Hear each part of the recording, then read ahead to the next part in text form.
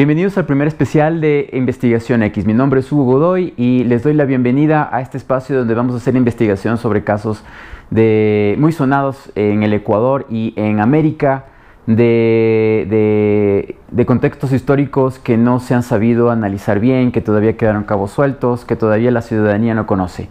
En este caso estamos empezando una serie de artículos, reportajes y documentales sobre lo que ocurrió hace 12 años exactamente, el 30 de septiembre del año 2010, aquí en Quito, Ecuador, en las inmediaciones del Hospital de la Policía Nacional, en la Mariana de Jesús y Occidental.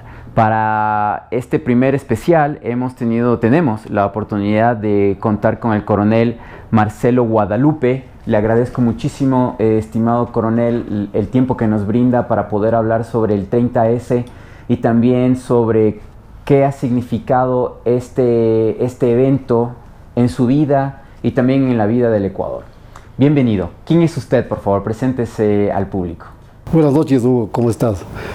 Soy el coronel Marcelo Patricio Guadalupe Suárez, del Ejército Ecuatoriano. Durante 35 años he servido en el Ejército. Perfecto. ¿Cuáles han sido las actividades que usted que ha desempeñado en el Ejército del Ecuador? Gran parte de mi vida militar lo he hecho en las Fuerzas Especiales. He desempeñado muchas funciones durante mi carrera, obviamente desde subteniente, comandante de un equipo de combate, comandante de compañía, comandantes de los grupos de Fuerzas Especiales, en la Brigada de Fuerzas Especiales, en la cual serví por muchos años.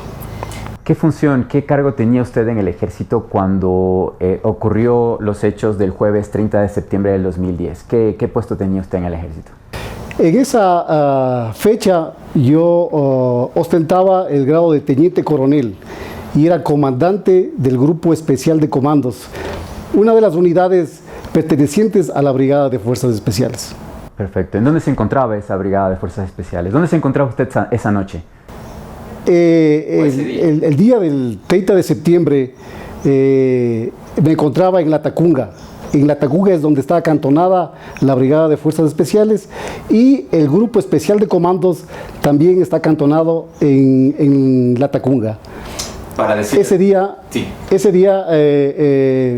como toda actividad diaria que hacemos en las Fuerzas Especiales, es el entrenamiento para las operaciones que se ejecutan en la Brigada de Fuerzas Especiales. Para darle una referencia al público ecuatoriano, La Tacunga es una ciudad que se encuentra exactamente a unas, ¿qué será? ¿1 hora, 45 minutos de Quito? La Tacunga. Una hora. 1 hora más o menos. 1 hora exactamente. Con tráfico 1 hora 45 minutos. Entonces, en carretera. Entonces usted se encontraba en La Tacunga en un regimiento haciendo actividades cotidianas, actividades diarias. Y de repente recibe un llamado ¿de quién? ¿Cómo fue que usted se involucra en el 30 de septiembre del 2010? El 30 de septiembre realizábamos, como todos los días, un jueves. Las Fuerzas Especiales se hacen todos los días entrenamiento físico. Cotidianamente estábamos haciendo la actividad física militar. Desde las 6 de la mañana que hacemos la actividad física hasta las 8 de la mañana, luego vamos al desayuno, luego retomamos la instrucción y entrenamiento, que teníamos el periodo justamente de especialidades. El Grupo de Fuerzas Especiales, el Grupo Especial de Comandos, en su cotidianidad de entrenamiento tiene unas fases de entrenamiento. Entrenamiento de comandos, entrenamiento de hombres ranas, entrenamiento de andinismo, entrenamiento de salto libre y todo ese entrenamiento se hace por especialidades en cada uno de los escuadrones. Justamente ese día estábamos preparando esa instrucción. Algo sabíamos de lo que pasaba afuera de de la parte interna del país, que había algunas ciertas inconformidades y ciertas protestas. Nada más, eso teníamos como información, como información regular que nosotros vemos en el noticiero, pero nada más. La orden que yo recibí de prepararse, porque estamos siempre listos y en entrenamiento, de prepararse para salir con la gente, con equipos, lo recibí más o menos como a las 11 de la mañana, 11:30, que el comandante, en ese entonces, mi coronel Castro Luis, que era el comandante de la brigada en ese entonces. ¿Dónde se encontraba él? Él se encontraba en el comando de la unidad, en el comando de la brigada. Ahí mismo en la Tacunga. Ahí mismo en la Tacunga. Y justamente recibí la llamada telefónica de que me prepare para salir.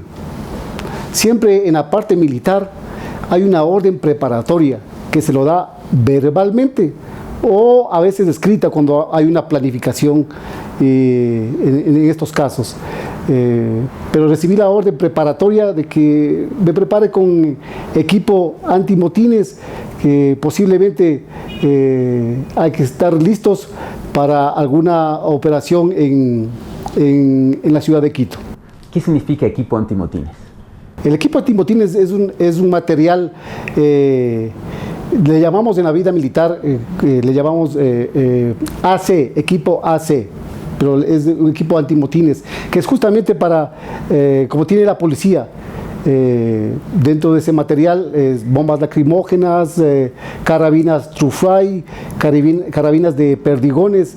Ese equipo no es letal. Sirve para dispersar manifestaciones, que se usa más que todo para control del orden público. De acuerdo.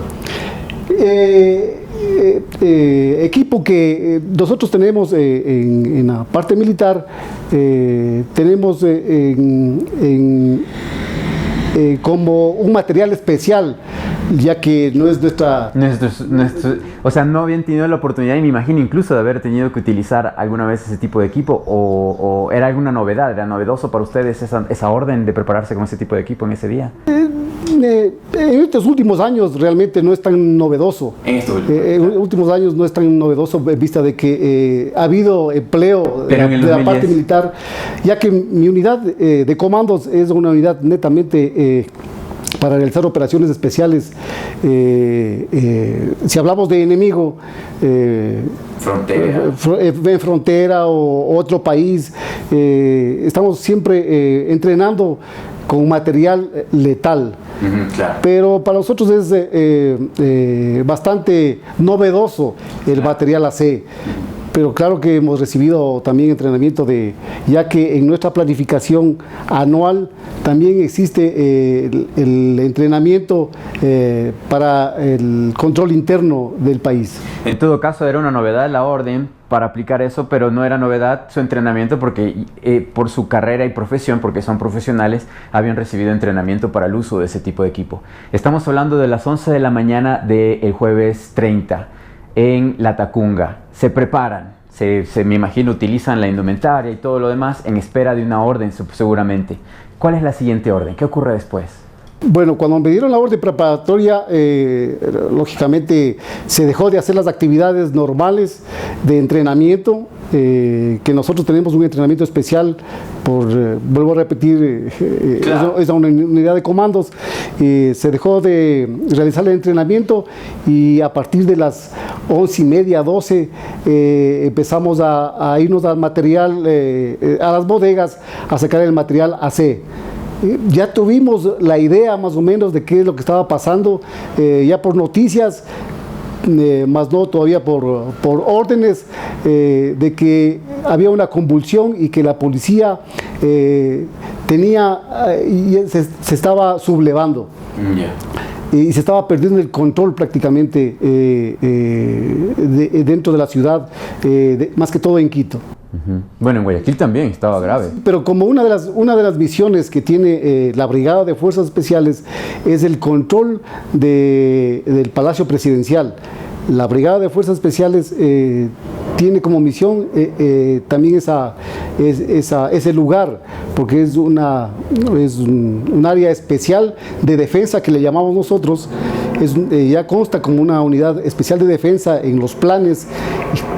Y entonces la Brigada de Fuerzas Especiales es responsable del control de ese lugar. De la integridad del Palacio de Gobierno. Así es. Ok, y también me imagino de los que trabajan y los funcionarios del Palacio de Gobierno. Obvio. Hoy que tengo el grado de coronel, sé con claridad cómo es la defensa del Palacio Presidencial. Entonces, una de las unidades que también va a actuar en defensa del Palacio es una de las unidades de la Brigada de Fuerzas Especiales. De acuerdo. Entonces, ¿qué hora es cuando usted recibe la orden de salir del cuartel con sus brigadas? Más o menos aproximadamente como a las 12:30 del día. Yo recibo la orden ya de preparar a la gente y estar listo para ser trasladado en vía aérea hacia la ciudad de Quito. Vía aérea, más o menos al mediodía. Sí, más o menos al mediodía. ¿Y cuántos oficiales eran con usted? ¿Cuántos? Bueno, mi unidad se compone es tipo batallón. En las fuerzas especiales le llamamos a una unidad tipo batallón como grupo. No, grupo, perdón. El grupo especial de comando se compone aproximadamente de unos 600 hombres y oficiales de más o menos unos 20, 25 hombres. Okay. Pero en ese entonces estábamos listos solamente 120 hombres para poder actuar. En la Tacunga. Entonces, se prepararon entre todos ustedes unos 120 hombres para llegar a Quito por avión, porque hay un aeropuerto en la Tacunga, sí. Muy capaz y muy operativo. Entonces, aún estaban a espera de todas formas, ¿no? Al mediodía. ¿Qué ocurre después del mediodía? ¿Les dicen cuándo les dan la orden de salir de las instalaciones donde ustedes estaban esperando? Nosotros, aproximadamente a la 1 de la tarde, y yo tenía listos mis equipos de combate, que las llamamos de equipo de combate por la parte con términos militares. Pero un equipo AC. Son equipos antimotines que se conforman, mejor dicho, para poder actuar en el ámbito interno.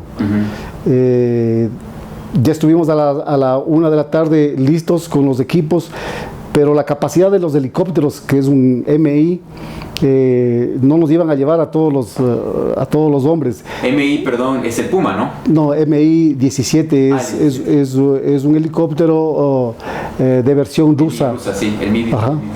Okay. Entonces, ahí armados y equipados entran unos 25 hombres, pero solo íbamos 20 hombres en cada vuelo. Entonces, las condiciones de mi unidad eran 2 vuelos vía aérea y para trasladarse 2 equipos vía aérea y un equipo vía terrestre, en vista de que ese era los medios que me dieron para poder movilizar a mi Entonces, unidad. Prácticamente la mitad se venía en helicópteros de 20 en 20, sí. Y otra parte de la unidad se vino en vehículos del ejército hacia Quito, que no está tan lejos igual. Esta consideración era porque ya las vías estaban cerradas. Okay. Las vías estaban cerradas y ¿había bloqueos para la entrada? Sí, sí, claro. ¿Quién bloqueaba las bueno, yo pude identificar cuando hice el reconocimiento aéreo, porque también me ordenaron que haga el reconocimiento aéreo de todo Quito para poder, como comandante de una unidad, para poder actuar posteriormente. Y estaba bloqueado. ¿Qué es lo que usted vio en su reconocimiento? Ya llegando a Quito, ya se estaba involucrando en la cuestión en Quito. Sí, sí. Llegué yo en el primer vuelo con mis primeros 20 hombres del equipo de combate con los oficiales y no fuimos al aeropuerto, fuimos directamente al colegio militar. El Faro, que queda en la Amazonas en la Orellana. Y Orellana. ¿Por qué fueron ahí? Porque es un lugar seguramente identificaron ese lugar como más cercano para el lugar donde íbamos a actuar. Ya puede ser en el Palacio Presidencial, puede ser en la Asamblea Legislativa, o sea, y ya hay lugares estratégicos para poder realizar el control interno cuando sucede alguna situación de crisis. De acuerdo, entonces ya estaba establecido que era un lugar óptimo, digamos, para esto. Llega usted entonces a Quito en uno de estos helicópteros con sus oficiales de fuerzas especiales. ¿Y qué ocurre ahí? ¿A qué hora llega a Quito? Yo llego aproximadamente a las 2:30 de la tarde. De acuerdo. Con mis equipos de antimotines. ¿Y los primeros 20 hombres? Los dos equipos llegaron conmigo, porque... Dos helicópteros, sí. Entonces, llegamos y lógicamente lo primero que se hace es buscar el lugar adecuado para que los hombres estén cómodos y buscar el lugar adecuado para hacer la planificación de acuerdo a la orden que me dan. Recordemos de que mi unidad es una de las unidades de la Brigada de Fuerzas Especiales que actuaron, una de las unidades. Okay. Entonces tengo que buscar el lugar adecuado para... Los compañeros también se van ubicando a la vez. Sí, ubicando, porque a veces no se sabe, porque no es la primera vez que intervenimos en el ámbito interno el 30 de septiembre. Ya en anteriores años, en crisis que ha pasado anteriormente, sí, ya nosotros hemos actuado y hemos participado en esas acciones también. Para mantener la orden y la pacificar la ciudad. Y debo decir que en los casos anteriores al 30S, por eso tratamos el 30S, porque los casos anteriores, si usted participó, la actitud y la participación del ejército en estos dos casos previos fue de pacificación, y de verdad no se complicó, no hubo crisis, no hubo lo que vimos en ese septiembre del 2010. Pero volviendo al tema del 2010, ya están en el colegio, se están organizando. ¿Cuándo reciben nuevas órdenes? ¿A qué hora? Yo inmediatamente recibí la orden con el jefe de operaciones, en ese entonces mi coronel Vega, Francisco Vega, jefe de operaciones. Recibí la orden de los dos irnos en el primer vuelo de reconocimiento a realizar justamente este itinerario que ya previamente lo planificamos para ver cuál era la situación y qué información podíamos también obtener por medio aéreo sobre la ciudad de lo que pasaba, y sobre todo ya de lo que pasaba en el hospital de la policía, porque ya a estas alturas sabíamos que el presidente de la República estaba retenido en el hospital. ¿Usted se entera de la retención del presidente en el helicóptero? Sí, antes de subirme al helicóptero... Que el comandante en jefe estaba retenido en el hospital de la policía. ¿A qué hora fue eso? Ya a las 2:30 de la tarde, más o menos. 2:30 de la tarde. Bueno, volvemos después de este corte comercial. Estamos dialogando con el coronel Guadalupe sobre los acontecimientos del 30 de septiembre del 2010 en Quito, Ecuador. Volvemos después del corte.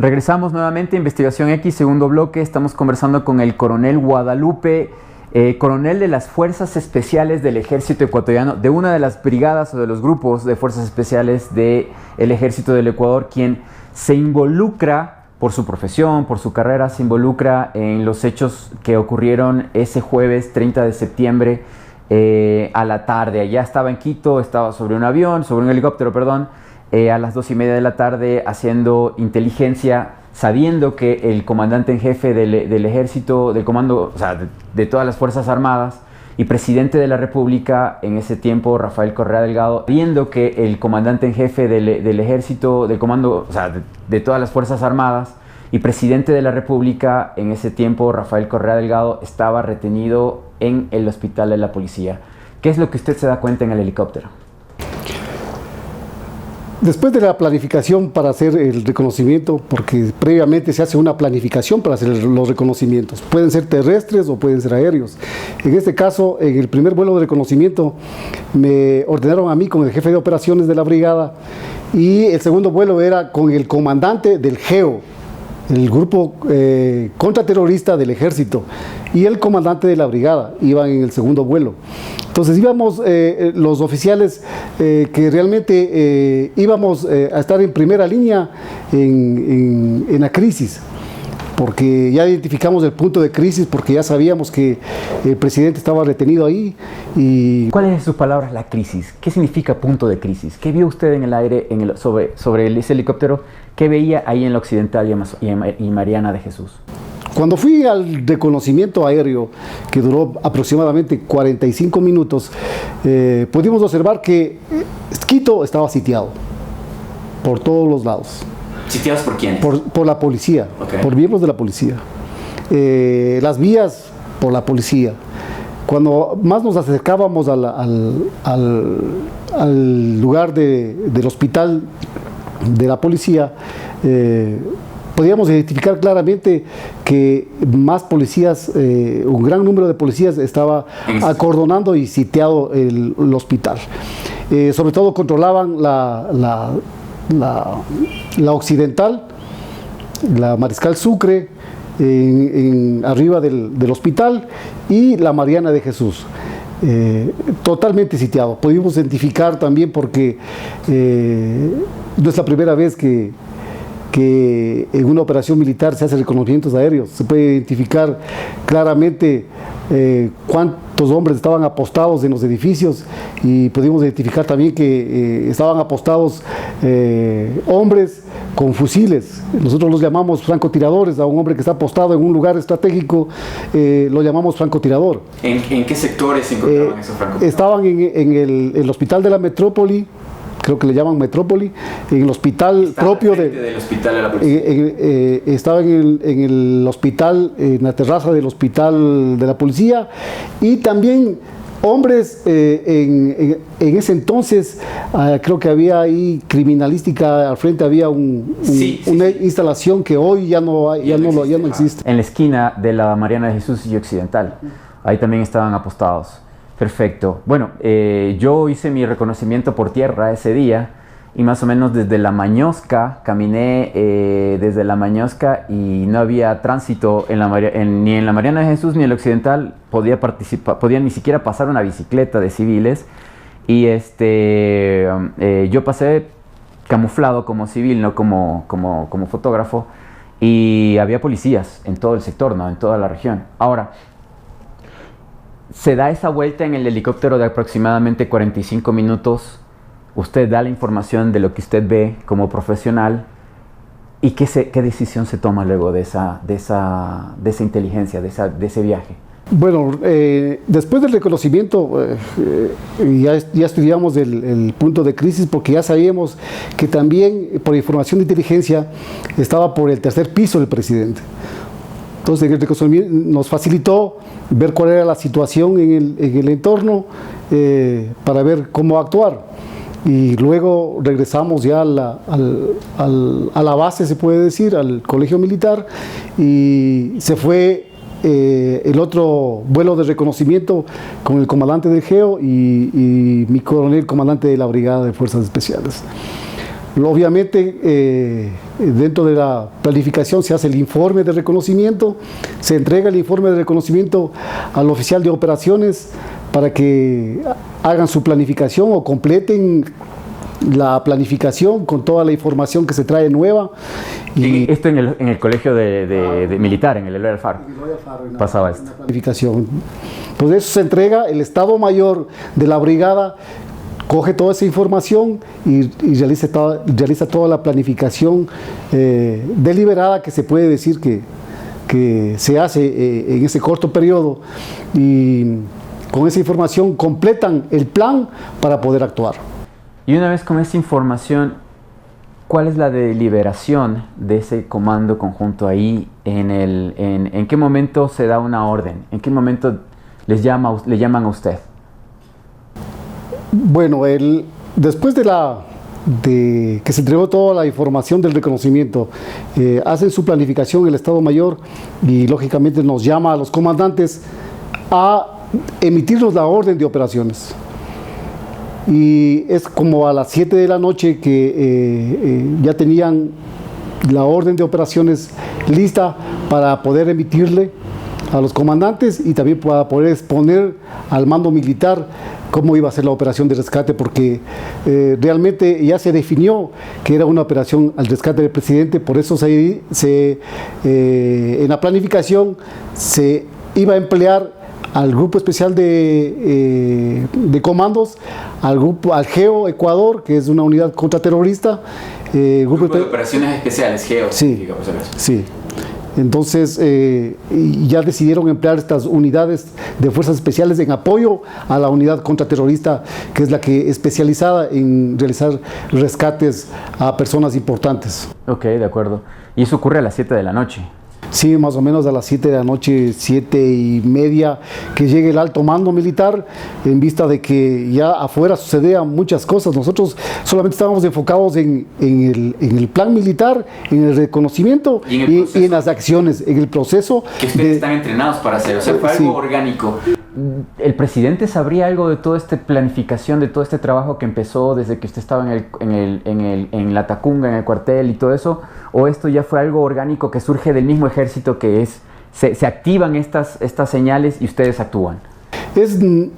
Es de naturaleza. Esto es, ya orgánicamente se hace esta planificación para cualquier tipo de misión, sea esta una operación contraterrorista, una operación de rescate, una operación con un enemigo convencional. Toda operación tiene una planificación. De acuerdo. Y entonces nosotros estamos preparados durante muchos años, y en tiempos de paz nos entrenan, en las academias militares nos entrenan a planificar. En los cuarteles nos entrenamos para realizar la operación. De acuerdo. Entonces es nuestra vida, es nuestra cotidianidad el entrenamiento. De acuerdo. La planificación lo hacen los niveles estratégicos, tácticos, en un cuerpo colegiado de oficiales de Estado Mayor. Entonces no surge de buenas a primeras. Claro, no se le ocurre a alguien un día y dice, voy a hacer este punto. Sí, como antecedente y para que tengan la idea o la dimensión de lo que es el ejército y las Fuerzas Armadas, se tiene planes de contingencias deliberadamente hechos para cualquier situación, para guerra, para paz, para terremoto, para inundaciones. Tenemos todos los planes. Pues ustedes siguen el manual al pie de la letra, digamos, para cada una de las circunstancias y condiciones. Ahora, lógicamente los planes se hacen en base a la doctrina. Exacto. Entonces, perfecto.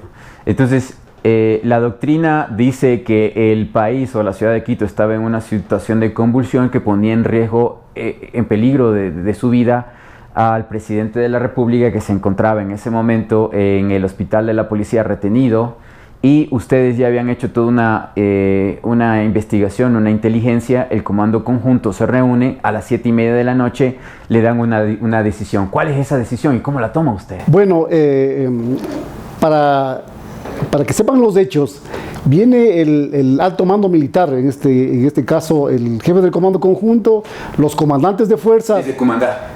Vienen del sur de Quito hacia el colegio. Hacia el colegio del Faro. Entonces, el comandante de la Marina, el comandante de la Fuerza Aérea, el comandante del Ejército, por decirlo así, ¿no? Y el jefe del comando conjunto, a receptar la planificación que el comandante de la Brigada de Fuerzas Especiales iba a ejecutar para rescatarle al presidente. De acuerdo. Entonces, en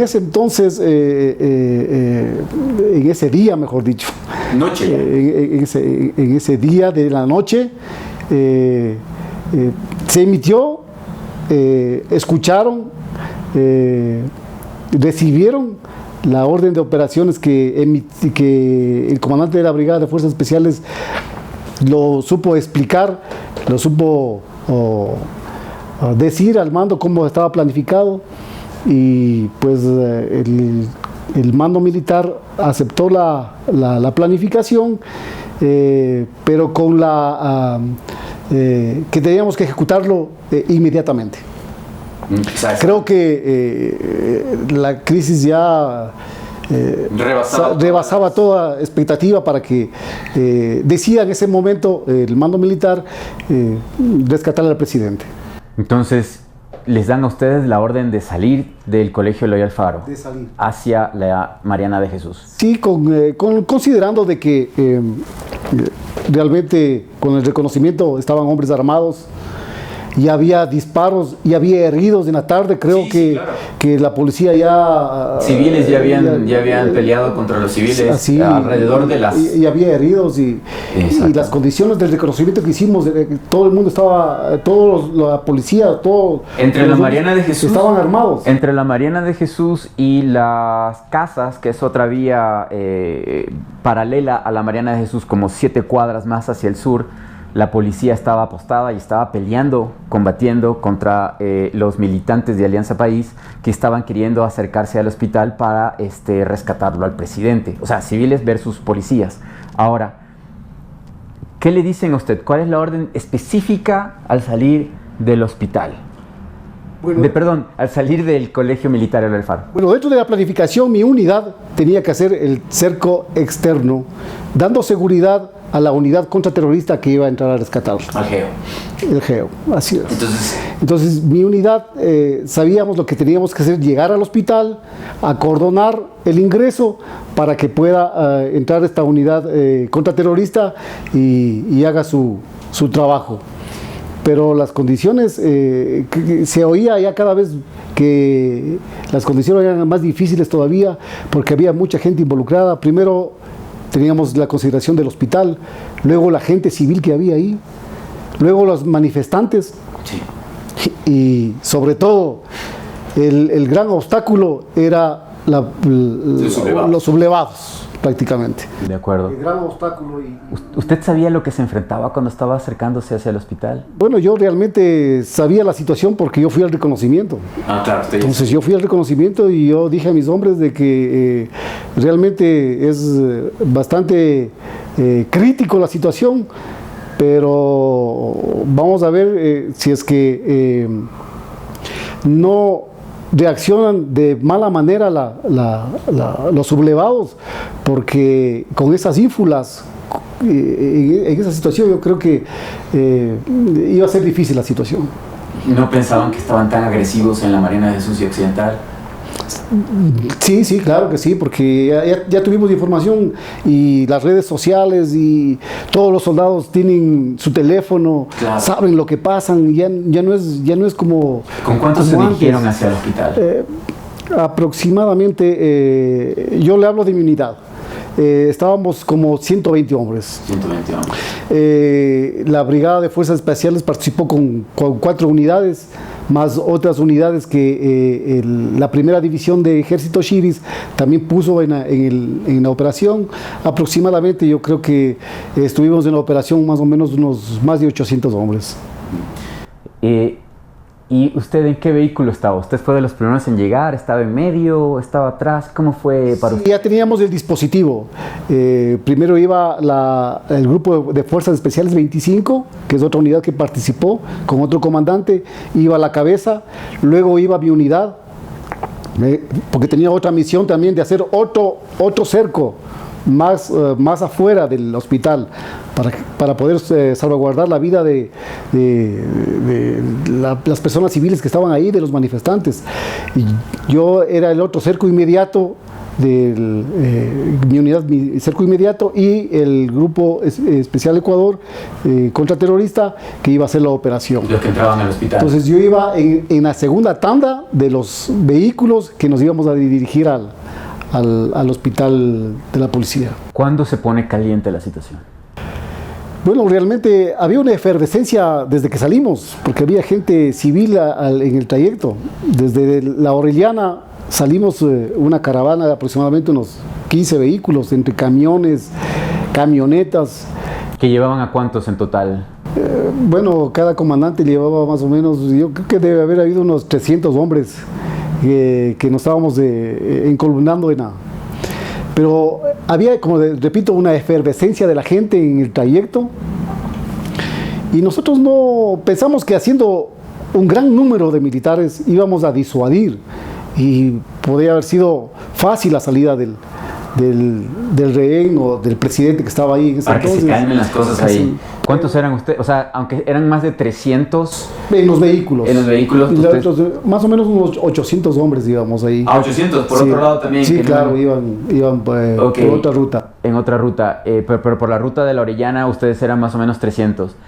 Y dice usted que la efervescencia era negativa. No, la efervescencia antes de llegar al hospital era a favor de nuestro accionar, okay. Que por fin llegábamos los militares y que íbamos a poner orden, okay. A favor del gobierno. Sí. Hay que hacer un antecedente, perdón que le interrumpe, coronel. La ciudad estaba desprotegida. No había policía en las calles de la ciudad. La zozobra, la preocupación, la angustia de las personas era muy grave porque había el temor de que hubieran saqueos, las tiendas no abrieron, los locales tampoco lo hacían, porque se había roto un orden social, civil en la ciudad y en el país que nunca habíamos vivido, o por lo menos yo en ese momento nunca lo había sentido. Y de lo que me contaba la gente en la calle, porque preguntaba yo a la gente en la calle, definitivamente había un temor. Al ver al ejército seguramente pensaron que ya se iba a calmar las cosas, que todo iba a volver a su orden, ¿no? Entonces ustedes se avanzaron. ¿Por dónde fue usted ingresando hacia el hospital? Nosotros cogimos la Orellana, luego la avenida de la Prensa, o la 10 de agosto, ¿no? La 10 de agosto. La 10 de agosto. Por el puente. Por el puente, la Mariana de Jesús, y subimos al hospital. Realmente en caravana. Yo iba a una camioneta porque para poder controlar a mi contingente, yo ya sabía cuál era el escenario. ¿Usted estaba en el balde de la camioneta? Solo mis hombres no sabían cuál era el escenario. Yeah. Porque ellos no fueron al reconocimiento, solo fui yo. Pero era mi deber dirigirles de buena manera. Entonces yo me subí en una camioneta que me asignaron con mi radioperador, el hombre de seguridad que siempre está con el comandante, y fuimos en la... Entonces, antes de llegar yo al hospital, ya me puse la máscara antigas para poder controlar, porque de impresión el gas causa primero mucho efecto. Ok, aquí hay que decir también esto.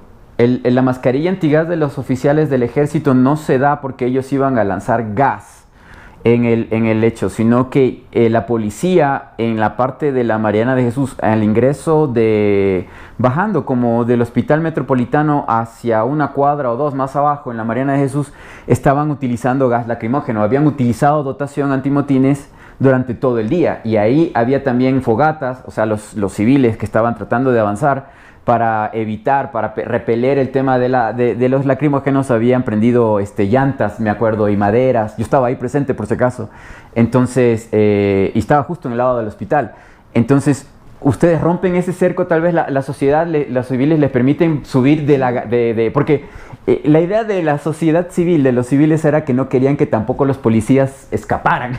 Los tenían, como quien dice, retenidos alrededor de unas 10 cuadras. Y se daba ese enfrentamiento. Pero ustedes llegan, y usted llega en una camioneta doble cabina Mazda, ¿color azul? Sí, un azul. Exactamente, y va subiendo. Sí, iba subiendo, y realmente usted describe perfectamente. Yo estuve ahí, sí, sufrí casi. La gente nos abría paso y nos ovacionaba de que por fin llegaban los militares y que pongan orden, porque el país realmente era un caos, todo el país. Sí, claro. Entonces, pero fue impresionante porque apenas llegamos frente al hospital, recibimos, a más del gas, disparos. ¿Usted llegó, sintió disparos o después de llegar a parar el carro? Apenas llegué, disparos. Y una de las muestras de los disparos es que mi radiooperador recibe un impacto aquí. en el pecho. El chaleco antibalas le salvó la vida. Okay. Le dispararon en el pecho. Pero sí, le traspasó el chaleco y tuvo que ser evacuado. Pues como comandante yo me tiré del balde, le socorrí al... Coronel, usted acaba de decir algo que es interesante. Los chalecos antibalas que ustedes estaban previstos usar, ¿qué tipo de armamento puede evitar? ¿Por qué perfora el chaleco, la bala? Perfora porque es 5.56. Okay. Tal vez si hubiese sido de 9 milímetros. De las dotaciones de revólver. No, pero como fue de 5.56. O sea, de un fusil. De un fusil. O sea, le dispararon. De una carabina también, porque también las carabinas hay de 5.56. Sí, munición de largo alcance. Sí, no solamente el fusil es de dotación militar, también lo tiene la policía también. Y yo vi que tenía la policía en ese día fusiles, sobre todo los que estaban apostados como francotiradores. Sí. Entonces usted ve que quien está al lado suyo, radiooperador, cae. ¿Y qué hace usted? ¿Qué hace el vehículo? ¿Qué hace el conductor? Bueno, los conductores también fueron impactados en la cabina de los vehículos, tanto en los camiones como en los vehículos pequeños. Era evidente porque después se veían los orificios de perforación. Yo salto de la camioneta a cogerle porque se cayó mi radiooperador. Se ve video eso, hay un video que se ve. En ese entonces tenía el grado de soldado. La alcanzamos a coger para darles auxilios y yo ordené de que le lleven como sabíamos que había hospitales ahí, que le lleven a un hospital, pero no podía dejar el resto de mis hombres, sino tenía que dirigirles hacia cuál era nuestro objetivo. Pero pudimos, apenas nos bajamos de los vehículos, pudimos encubrirnos del fuego que estábamos recibiendo en las paredes, porque había una calle, porque uno no identifiqué en ese entonces que iba a una quebrada. Sí, una bocacalle. Una bocacalle que va a una quebrada por adelante de un hospital. Entonces ahí pudimos, estuvimos como unos 2 o 3 minutos hasta que pare el fuego por lo menos, pero no, fue como en la parte civil le dicen una balacera. Sí. Nosotros decimos militarmente fuego. Más o menos duró, cuando ustedes llegaron, más o menos duró quizás unos 10 minutos. Sí. Unos 10 minutos que ustedes se apostaron hacia esa callecita que usted dice en la esquina. ¿Qué gritaban ustedes? ¿Ustedes trataban de dialogar con la policía? ¿Había tratando de hacer un acercamiento hacia ellos? Sí, claro. Bueno, mis órdenes como comandante eran que no disparen. Que no disparen porque sabía que estábamos frente al hospital primero. Sí. Luego veía que salía fuego de la terraza del hospital. Yeah. Entonces había gente que disparaba también al aire para disuadir del fuego que recibíamos. Yeah. Mi accionar fue irme un salto adelante para luego cruzarme al hospital. Hacia la vereda, hacia el hospital. Que ustedes también se tuvieron que apostar, ahí se agacharon y se quedaron. Ha habido, porque uno realmente, como fui en el reconocimiento aéreo, en el parter no es irregular, es una parte inclinada, entonces tuvimos que hacer un gran esfuerzo para cruzar al otro lado. Sí, el medio, de la calle tiene una rampa, digamos, una inclinación. Entonces, cruzar eso tenías que saltarlo. Pude identificar a periodistas también. Yo cuando estaban en la mitad del fuego, estaban en la mitad de la calle también. Ellos tampoco sospecharon de que iba a haber la agresividad de los policías. Pude identificar medios de comunicación que estaban filmando. Fui al otro lado de la calle y pudimos protegernos. Por ahí hay una parte alta de la pared en el hospital.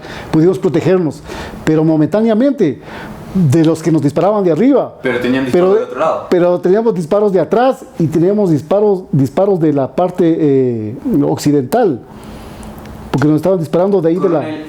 ¿Alguna vez usted ha enfrentado una situación como esa en su vida, antes o después? Sí, sí, claro. Las fuerzas especiales me ha dado la oportunidad, y la vida militar me ha dado la oportunidad de también pasar otras pruebas. Yo de teniente estuve en el CENEPA. Entonces, en las fuerzas especiales tuvimos la suerte también de tener gente con experiencia de combate. Entonces ya he estado en estas situaciones y también... ¿Por eso guardaron la calma, tal vez? El entrenamiento que recibimos todos los días hace que nosotros seamos... perfeccionemos nuestra profesionalidad. Porque un hombre de fuerzas especiales, bien entrenado, sabe qué daño causar. Sí. Y la parte militar estratégica sabe cuándo se emplea a las fuerzas especiales. Entonces, no es un soldado preparado de un día. En las fuerzas especiales son preparados. El comando conjunto supo ponerlos ustedes allí porque sabían que ustedes eran los preparados para poder hacer esa acción. Sí, justamente se puede decir que la Brigada de Fuerzas Especiales es una unidad estratégica del Estado, es una unidad estratégica de las Fuerzas Armadas y tiene su preparación. ¿Por eso no dispararon? Sí, sí, claro que fue la reacción ante la situación de conmoción interna que uno concibe de que debe mantener la calma. Entonces, en otras circunstancias, mire, en esas condiciones, yo creo que hubiese habido muchos muertos. Si ustedes actuaban militarmente, si ustedes se defendían, ¿qué hubiera pasado?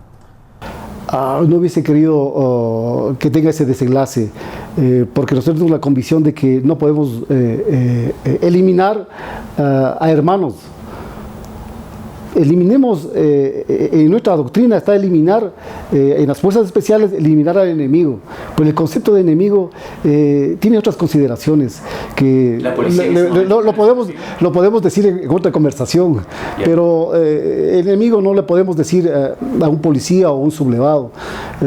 Sinceramente, el Estado en esta situación, el gobierno o la crisis, diría yo en mis términos comunes, que le sacamos barato, porque realmente supimos actuar y mantener la calma en esta situación. Ahí esperaron momentos terribles, más o menos unos 25 minutos, sí. Aguantando disparos de todos lados sin poder defenderse. ¿Y cuándo se calma? Bueno, realmente cuando ya salió el presidente, cuando ya pudimos acordonar la parte de entrada del ingreso del hospital, entró el Grupo Especial de Operaciones del GEO. Pero ya entró con 2 bajas, porque le eliminaron al comandante de la unidad, que era un teniente coronel. Teniente coronel Guzmán. ¿Guzmán murió? No, ya le hirieron en la mano, subiendo la calle. Yeah. Y también ya tuvo otra baja, hoy debe ser teniente coronel Guerra. También le dispararon en la columna y entonces ya tuvieron 2 bajas ellos de nada. Antes de ingresar. Ellos eran como unos 20 aproximadamente. Sí, más o menos unos 40 hombres. 40 hombres. Es una unidad pequeña. Las unidades de fuerzas especiales somos unidades pequeñas, pero altamente especializadas para espacios pequeños.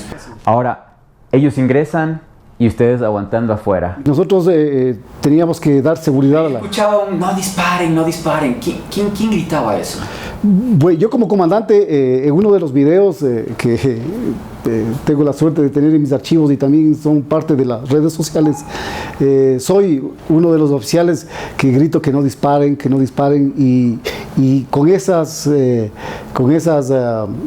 gritos de conducción, se puede decir, salimos del hospital.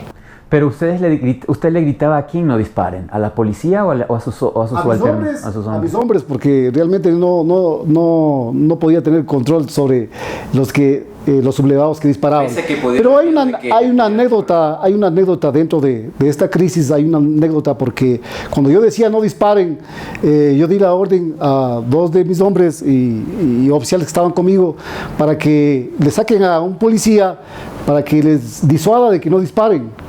Entonces le logramos sacar, le hicimos levantar, le dijimos que no disparen, que el día que no disparen el policía, pero también le dispararon a él. O sea, le hicimos que se encubra y dijimos, no, nosotros tenemos que salir de aquí bajo fuego. Menos mal que los policías no disparan bien, porque si no hubiesen muerto mucho más.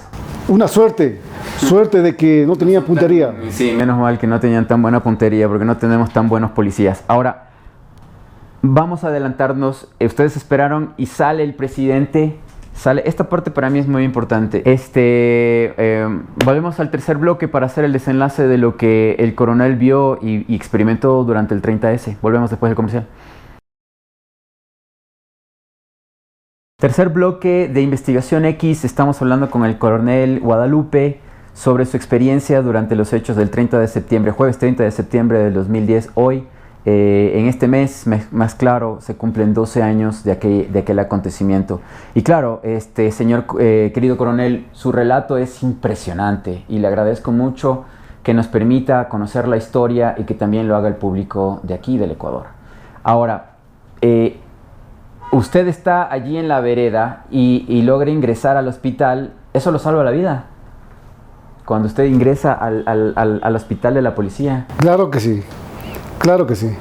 Las acciones de los soldados que fuimos a participar en esa operación, las acciones rápidas y el cruce rápido de la calle al otro lado del hospital, eso nos salva la vida. Y el ingreso y a tomar las posiciones de la puerta inicial, eso nos salva la vida, porque si nos hubiésemos quedado en el sector realmente donde desembarcaron, ¿no? Nos desembarcamos. Sí, es el término militar, el de haberse desembarcado en la calle al frente del hospital. Si nos quedábamos ahí y nos quedábamos apostados ahí, seguramente hubiésemos tenido muchas bajas. Claro. Entonces logran entrar al hospital de la policía. ¿Cuánto tiempo más o menos ocurre entre que ustedes están allí y siguen gritando, no disparen, no? Eso es algo que yo nunca le entenderé a usted, coronel. Perdón que lo diga, pero yo nunca entenderé y me moriré con esto. ¿Cómo usted puede haber tenido la fuerza en medio de una balacera que les estaban disparando a usted y a sus hombres con quien convive? Porque supongo que ustedes están ahí en la Tacunga entrenando todos los días. Son prácticamente su familia, sus hijos, digámoslo así. Y en medio de todo eso, aún mantener la dignidad de gritar, porque lo decía una y otra vez, no disparen, no disparen, no disparen, porque tenían ustedes las armas para defenderse, pero nunca lo hicieron, ¿no? Sí, en las fuerzas especiales siempre voy a indicar que las fuerzas especiales nos entrenan de esa manera, a resolver las crisis rápido. Y a los comandos de igual manera, que estamos en situaciones críticas, nos enseñan, nos adoctrinan a que debemos ser rápidos en las acciones, y por eso somos oficiales y comandantes, preparados psicológicamente. De no disparar, así es. Orden. Entonces realmente uno hace un análisis rápido de la situación, desarrolla la situación en segundos. Los soldados reaccionamos así, en segundos desarrollamos la situación de lo que pasa. Entonces yo veía un hospital, civiles, enfermeros, enfermeras, enfermos, periodistas en el sector del primer piso. Sí. Y de arriba ya no tenía condiciones de tener la situación de ahí, pero ahí se encargaba la otra unidad. ¿Y usted sabía que había un comando del GIR también ahí, un grupo de fuerzas especiales? Supe que un grupo de policías de una de las unidades de élite que ellos tienen estaba ahí queriendo también hacerse a la orden de sacar al presidente. Pero en últimas instancias que tomen esa decisión, como que volvía un poco más complejo porque ustedes no tan claro la situación. Claro, no tenían no tan confiable. Exactamente. O sea, había una desconfianza realmente con la policía y con un grupo de élite que estaba antagónico, sí, que estaba en contra y que estaba reteniéndole, que también vuelva a tener otra acción de sacarle al presidente, era muy difuso. O sea, había una confusión. Entonces nosotros no identificaba yo, ni tampoco se les identificaba si era del GOE o del GIR, de la policía. Entonces, realmente, todos estos factores dan la vuelta en un microsegundo en la mente de un comandante. ¿Y cuando usted ve al presidente?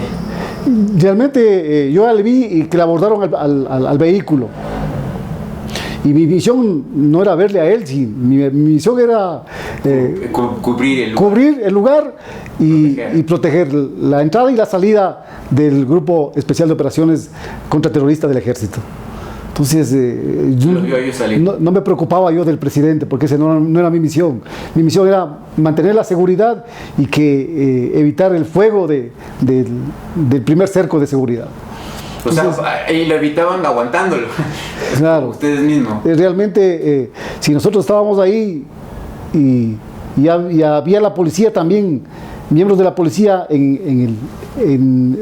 mezclados. Sí, ahí estaban adentro. No concibo ni concibía de que todavía íbamos a recibir fuego de esa manera. Entonces, y sin embargo, disparaban. Entonces, mire, son cosas que se dan. Y justamente en ese momento ya había caído un policía. No sabía quién, pero ya había caído un policía. Ya lo sacaron al presidente. Estuvimos, imagínense, como 30 minutos más que no pudimos salir. Sí. Todos los miembros de la policía, el Grupo Especial de Operaciones, mi unidad, había civiles y periodistas que no podíamos salir. 30 minutos después de que se fue el presidente. La policía nos indicó que por favor le permitiéramos meter un herido de la policía que había caído por el parter. Nosotros dijimos, tráigala enseguida. Entonces le ingresaron. No sabía yo qué policía era, pero había sido el policía Froilán Jiménez. Y ahí lo atendieron, le dieron los primeros auxilios, pero creo que mi misión era salir inmediatamente porque seguían disparando. Entonces usted tomó la decisión de evacuar. De evacuar inmediatamente porque corría mucho riesgo el centenar de personas civiles que había en el primer piso del hospital. Entonces, como el problema era ya contra nosotros, porque yo hasta cuando me perdí la quebrada, me seguían disparando. Entonces ustedes salen, cruzan la calle y siguen hacia la quebrada. Sí, seguimos y pudimos evacuar, no mis 100 hombres, sino también los del Grupo Especial de Operaciones que se quedaron apostados ya en el primer piso porque ya no podíamos salir. Los del GEO también. Y tuvimos que salir bajo fuego con ese riesgo, con ese alto riesgo. Y yo también le seguía gritando que no disparen, que no disparen. ¿Cuántas cuadras corrió? Yo... 50 metros hasta salir a la prevención del hospital donde había una farmacia. Sí. Al frente hice otro salto y otro salto hasta llegar a una puerta que daba a una quebrada y nos fuimos por atrás. Esa fue mi salida. Porque yo y llegó caminando hasta el hubo dos mayores y mi persona que salimos ya cuando salió el último soldado. O sea, esperaron hasta que se fuera el último soldado. Claro, hasta el último soldado y ahí salimos. Perfecto. Ahora, después de todo eso que ocurrió, ¿cómo lo involucran legalmente usted de forma negativa en el tema del 30 de septiembre de ese 2010? Sí, después de 12 años, ha pasado 10 años de investigaciones. Los últimos 3 años me vinculan como comandante del Grupo Especial de Comandos, me vinculan al caso 30 de septiembre como asesinato del policía Froilán Jiménez y de 2 militares. Qué absurdo. De acusarme de asesinato de mis mismos compañeros y del policía. Dentro de los 800 que venían con usted, habían 2 soldados y eso era obvio. Ahora, hay que hacer una recapitulación. No solamente murieron 3 personas, más de 200 personas fueron heridas. Muchos de ellos fueron de bala, disparados y sobrevivieron. No sabemos las condiciones después de vida de ellos, si están inválidos o no. Pero mueren 3 personas y se crea un juicio o una investigación por estas 3 muertes. no necesariamente por los heridos, que también debería haber un caso de investigación por todos los heridos, ¿no? O sea, no solamente porque muere alguien hay que hacer investigación. Si me disparan a mí, porque no me matan, entonces no hay que hacer una investigación, es algo absurdo. Pero en todo caso, ¿cuándo empieza a sentir usted persecución? ¿En qué momento, más o menos, de estos 12 años? A partir del año 10. Hace 2 años. Hace 2 años. En el 2020. En el 2020, donde fui vinculado al proceso de los 5 oficiales que ya fueron acusados inicialmente. Y no es solamente este caso, porque ya fueron acusados otros 2 oficiales anteriormente, teniente coronel Reina, y que ya pidieron la baja, justamente porque les procesaron. ¿Les procesaron por qué? Por asesinato también. O sea, que ellos mataron a los 2 cadetes, a los 2... ¿Qué serían? ¿Soldados? Sí, y al policía Froilán Jiménez. Los 3 que murieron ese día. ¿Por qué? ¿Quién cree o quién inventa esa versión? Bueno, la fiscalía, hoy que ya tengo claridad cómo es la parte jurídica. No tenía esa... No. En mi vida he tenido estas experiencias de tener casos judiciales, pero hoy que conozco cómo es la parte funcional de lo jurídico, puedo decir que la fiscalía realmente investiga y hoy nos acusa a nosotros que somos los asesinos de estas 3 personas, de un policía y 2 militares. Durante ese... En forma rápida, ¿no? Porque la parte técnica jurídica claro, no lo domino. Claro. Pero se entiende. Para decirle... ¿Usted cuando llegó al hospital y durante su tiempo ahí disparó su arma? Sí, claro. ¿En qué momento tuvo que disparar? Disparé unos 4 tiros al aire para disuadir. ¿De su fusil FAL? De mi fusil M16. M16. Las fuerzas especiales tenemos M16, armas cortas, automáticas y semiautomáticas cortas. Se llaman armas de asalto. Armas de asalto. El M16 es de fabricación estadounidense. Bueno, yo he visto videos en que llevaban de dotación en su cuerpo fusiles FAL, el otro grupo, ¿no? Los que eran la mayoría, los soldados, que son de origen francés. Pero hace 2 años lo involucran y ya ha tenido que comparecer, defenderse. ¿Cómo es el proceso ahorita? Realmente he tenido que comparecer a las diferentes citaciones que me ha hecho la Fiscalía. Estoy con medidas cautelares, no puedo salir del país y tengo que presentarme todos los meses, cada 6, en la Fiscalía. ¿Medidas cautelares por ser sospechoso? Así es. Todos estamos en esa situación, todos los 9 oficiales. Miren lo que es la coincidencia. De los acusados, de los 9 oficiales que estamos acusados, 8 somos de las fuerzas especiales. Porque fueron los que rescataron, hicieron el trabajo de rescate. Así es. ¿Cuál es la condena para el caso que se le está imponiendo a usted o que se le está siguiendo? Son 25 años por asesinato. 25 años. Estimado coronel, entre los 30 años en el servicio militar, usted ha tenido sus condecoraciones. ¿Me podría explicar qué son en su uniforme? ¿Qué lleva usted? Son parches, se llaman. Parches con decoraciones e insignias. Acá tenemos las condecoraciones de los diferentes cursos y que nos otorgan durante la vida militar por los servicios prestados o por el profesionalismo que uno ha desempeñado. Acá en la derecha tenemos los parches de especialidad que tenemos los militares y en las fuerzas especiales los cursos que hemos hecho. Sobre todo yo me especializo en un soldado de fuerzas especiales del aire. Tengo todos los cursos paracaidismo, sí, paracaidismo, o maestro de salto, jefe de salto, salto libre operacional. O sea que algún día podemos saltar juntos, digamos. Claro que sí. Perfecto. Es lo mejor y lo más bello y hermoso saltar y sentirse libre en el aire. La que tiene más arriba, ¿qué significa como escudo que tiene arriba? Este es un escudo que otorgan a los comandantes de brigada.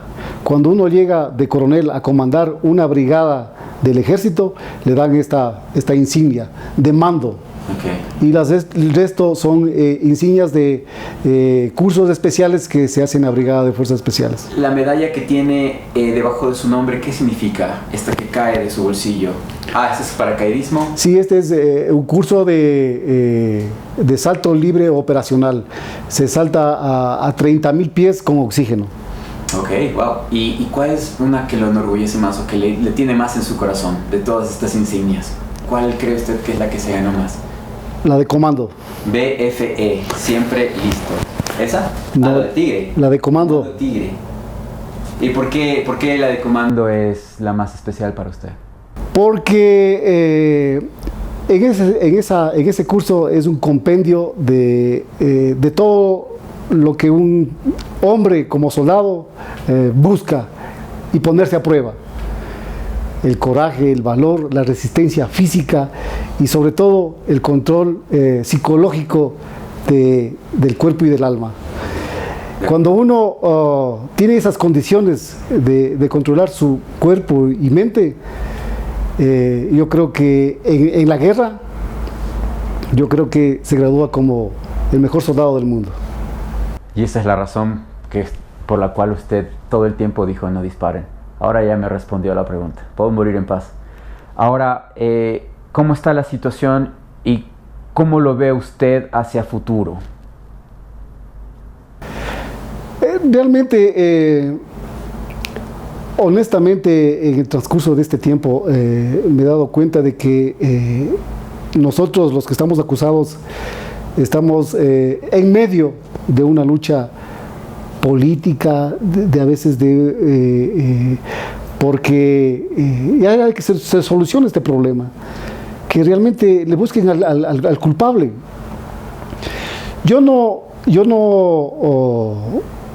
digo que no sea investigado. Investíguenme. Véanme mi accionar militar, mi accionar en el hecho y dígame si soy culpable o no.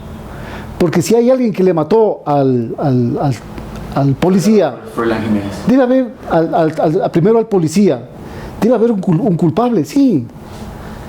Debe haber, y si hay un irresponsable que mató a quemarropa, a mansalva, mejor dicho, irresponsablemente a una persona humana, tienen que condenarle realmente. Como también los mataron a los dos soldados, Panchi y Cortés. Entonces tiene que haber un culpable también irresponsable y de los que dispararon. Entonces, yo lo que quiero es, y como todos los acusados, queremos que se diga la verdad y que se encuentre la verdad. Eso es lo que queremos. No queremos que un proceso que nos están siguiendo tenga un vicio y se caiga el proceso y no haya los culpables. No, queremos que salga el culpable, pero que se diga la verdad, que salga con la verdad. Es lo que queremos. Por eso nosotros somos inocentes. Soy inocente. Mis compañeros son inocentes porque viste el actuar de ellos. Porque han sido hombres que están bajo mis órdenes también. Entonces, eso es lo que yo quiero, que se encuentre la verdad y que se diga la verdad. ¿Cómo ha sido el comando, cómo ha sido la fuerza, cómo le ha tratado usted el ejército y las fuerzas armadas? ¿Cómo ha sido el tratamiento de ellos hacia usted, en este caso? Yo he pasado 35 años de mi vida militar en el ejército y en las fuerzas armadas. Como todo ecuatoriano, como todo joven, anhela tener una profesión. Como el que más, como respeto a las otras profesiones, pero que también son muy, muy dignas. Yo, como ecuatoriano, escogí la vida militar. Serví a mi patria con mis condiciones de oficial del ejército. He servido por 34 años. Considero que la parte jurídica, la parte, todos los que protagonizamos los hechos del 30 de septiembre, vengan y busquemos la verdad. ¿Usted se está defendiendo solo o el ejército le está ayudando? No. Realmente hay procedimientos, hay normas. Desde que me acusaron también ¿Le revelaron? ¿Le relevaron? No, desde que me acusaron a mí por el 30S, realmente he tenido que defenderme solo. También se defienden solo los soldados que están en servicio activo. Los que están en servicio pasivo, mis generales y mis coroneles que están también encausados, nos estamos defendiendo solos. La institución, lamentablemente, los mandos en cada uno de su época, no hemos tenido respuesta a nuestro clamor de que nos apoyen en esta causa de buscar la verdad.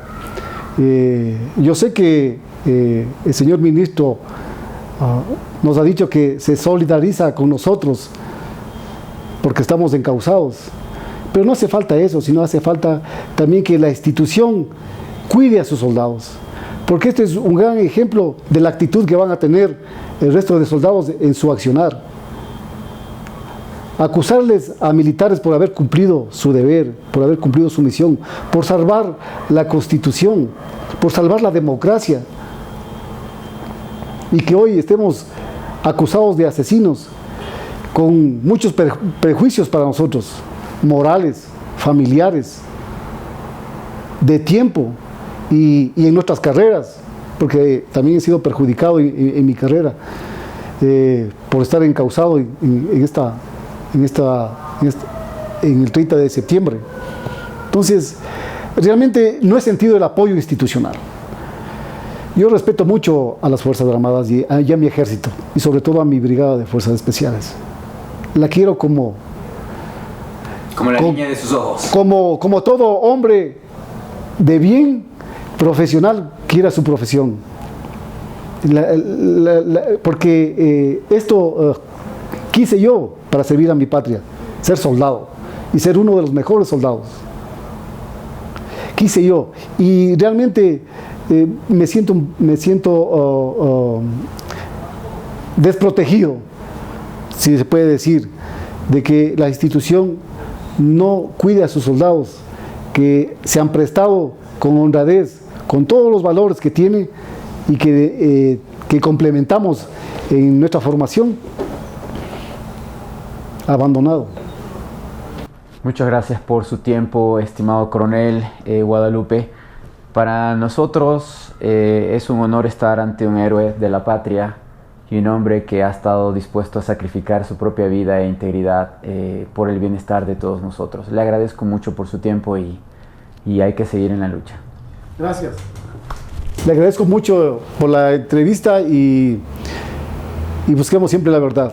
Yo creo que los ecuatorianos siempre debemos buscar la verdad, porque eso nos hará grandes como hombres y como patria. Esto es todo por hoy en este primer especial de Investigación X, investigando qué hay detrás del evento del 30 de septiembre del 2010.